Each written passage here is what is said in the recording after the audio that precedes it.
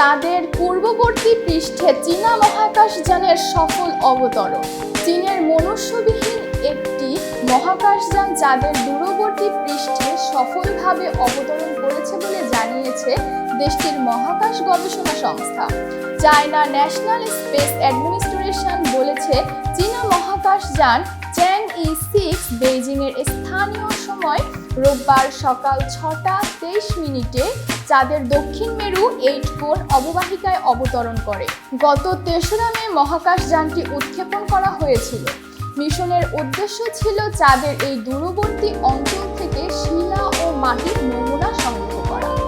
অঞ্চলটি থেকে এবারই প্রথম নমুনা সংগ্রহ করা হবে। চাঁদের দক্ষিণ মেরুর একটি বিশাল গর্ত থেকে প্রাচীনতম শিলা সংগ্রহেরও চেষ্টা করা হবে। অঞ্চলটি চাঁদের একটি অনাবিষ্কৃত এলাকা। এখানে প্রায় কেউই যাওয়ার চেষ্টা করে না। এলাকাটিতে অবতরণের ক্ষেত্রে বড় ধরনের ঝুঁকিও ছিল। এই ঝুঁকি নিয়েই সেখানে সফলভাবে অবতরণ করল চীনা মহাকাশযান। চাঁদের দূরবর্তী পৃষ্ঠে দ্বিতীয়বারের মতো সফলভাবে মহাকাশযান অবতরণ করতে সক্ষম হল চীন।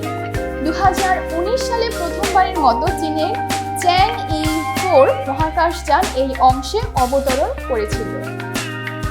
এতক্ষণ বার্তা বৈঠকের সাথে থাকার জন্য ধন্যবাদ। নতুন নতুন তথ্য ও সংবাদ পেতে বার্তা বৈঠকের ইউটিউব চ্যানেল ও ফেসবুক পেজের সাথেই থাকুন।